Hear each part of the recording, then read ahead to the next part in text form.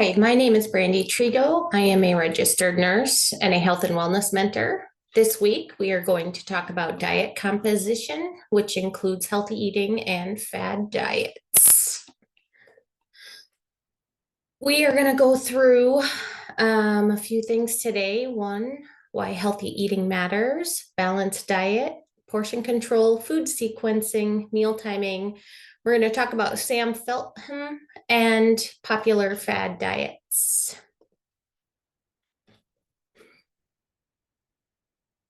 Eating well is good for you at any age. Healthy food makes you feel good, gives you energy and what you need to stay healthy, helps prevent diseases like heart disease and type 2 diabetes. People think eating well is hard because healthy food costs a lot and there are many kinds of food to choose from.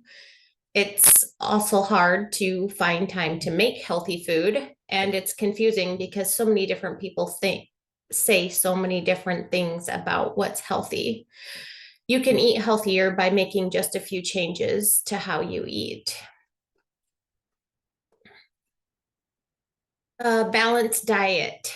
You should eat more foods high in fiber, protein, and good fats. Limit foods high in simple carbs and sugar. Good choices are whole grains, lean meats, fruits, and veggies, and nuts. Eat a mix of foods, keeps you healthy. Aim for 50% of your food being fruits and vegetables, more on the vegetable side. 25% lean proteins and 25% whole grains. Some tips: eat at least 5 servings of fruits and vegetables a day. They give you vitamins, minerals, and fiber. Pick lean proteins like chicken, fish, beans, and lentils. They help build and fix your muscles. And choose whole grains like brown rice, oats, whole wheat bread. They have carbs and fiber, but not the bad kind. Portion control. Even good food can raise your blood sugar if you eat too much, so try to eat the right amount at each meal. A serving size of vegetables is a half a cup. Fruits is also a half a cup. Grains is 1 ounce, which would be like a slice of bread. Protein, 1 ounce for nuts, like the size of your thumb, or 3 ounces for meat, which would be like the size of a deck of cards or the palm of your hand. Dairy is 1 cup, like a small yogurt. And fats is 1 teaspoon, and that would be about the amount of the tip of your finger. The main points: you need to eat less sugar and flour like bread and pastas. Instead, eat whole foods like fruits, vegetables, and lean proteins. Don't be afraid of healthy fats like butter, and eat quality meat and animal products. They won't make you gain weight and are important for your health. Food sequencing. Food sequencing means what you eat first to last at a meal. You should start with your vegetables first. Eat raw or cooked vegetables. They have nutrients you need, fiber, and antioxidants. Next, eat your protein. Eat protein that's lean, like chicken, fish, tofu, or beans. These will help you feel full and keep your blood sugar stable. Third, add in your healthy fats. Get fats from avocados, nuts, and olive oil. They help your body use the nutrients that you eat and feel full. And then eat your carbs last. Eat your whole grains, your fruits, or your vegetables with carbs like potatoes last. Hopefully, in eating in that sequence, it'll keep you from eating the most of those, and it should help keep your blood sugar from getting too high. Meal timing. When you eat matters a lot for your weight and health. Knowing why meal timing is important can make a big difference in how you feel in your body and mind. A long time ago, people usually ate 3 meals a day, breakfast, lunch, and dinner, and didn't snack much. But now, lots of people eat 6 times a day and are eating for almost 15 hours. This means your blood sugar doesn't get a chance to go down much between meals or snacks, which is not good because that keeps your insulin levels going up, causes insulin resistance. and which in turn causes obesity. Next, we're going to talk about Sam Feltham. He runs Smash the Fat fitness and fat loss boot camps. He did an interesting test on himself. He ate 5,000 calories a day for 21 days to see how different diets affected him. Here is what happened with the 3 diets he tried. The first one was a low carb, high fat diet in which he ate real foods like eggs, fish, steak, and nuts, and he kept his carbs low and fat content high. Even with way more calories than he needed, he gained 2.9 pounds and lost 1.2 inches from his waist. The next diet he tried was a low-fat, high-carb diet, including processed foods. He ate the same number of extra calories, but with the processed foods high in carbs, he gained 15.7 pounds and added 3.6 inches around his waist.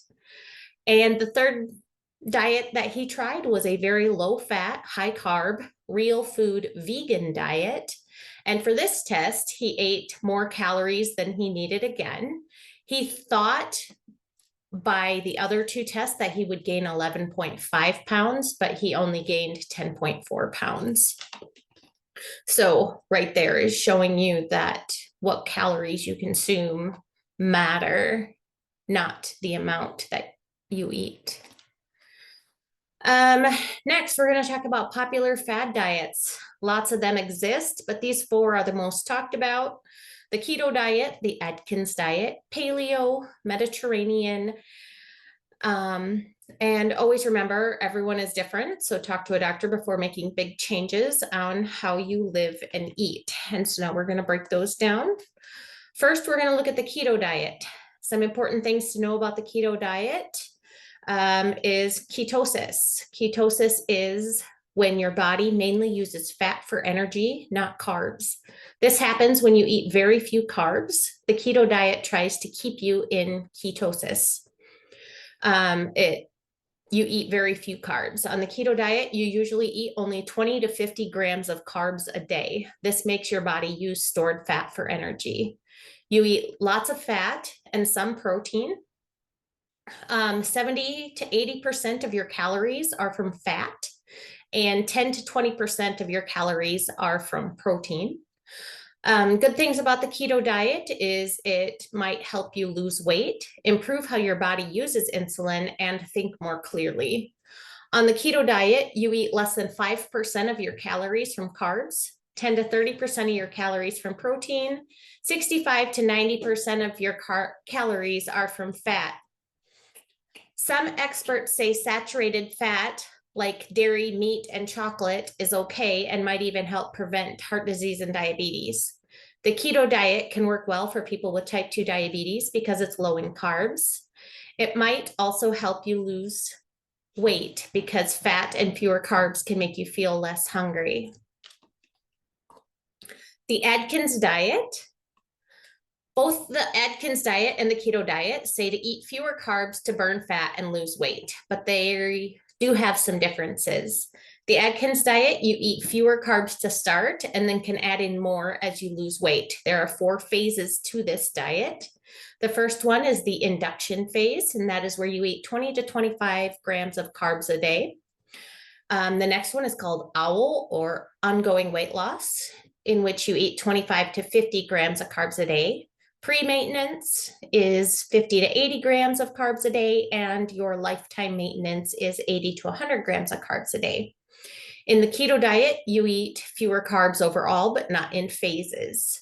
The Atkins diet lets you eat more carbs as you get closer to your goal weight. It allows more types of food as you move through the phases, and it's easier to follow because it's well known, including having pre-packaged foods. But adding carbs over time means it might not be as healthy as the keto diet. Next is the paleo diet. It's also called the caveman diet. It's about eating like people did thousands of years ago. The paleo helps you eat healthier by avoiding bad stuff like foods with lots of processing, foods high in bad fats, salt, and sugar.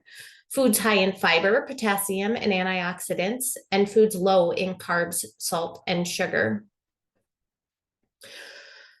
The paleo diet focuses on food that's grown locally, that's grown without the bad chemicals or genetic changes, meat from grass-fed animals, food with just one ingredient, like an apple, food without a lot of processing or fake additives.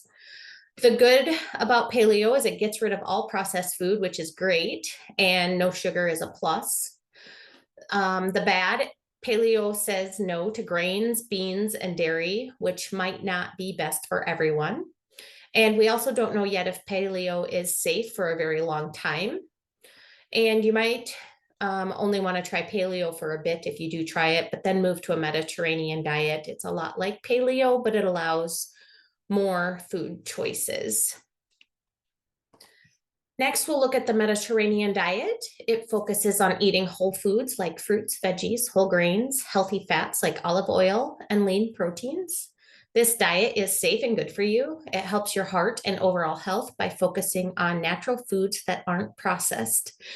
It's good for your heart. Studies always show that the Mediterranean diet lowers the risk of heart disease and death. It also helps lower cholesterol and blood pressure. It's packed with good stuff. It has lots of vitamins, minerals, and antioxidants because it focuses on whole foods.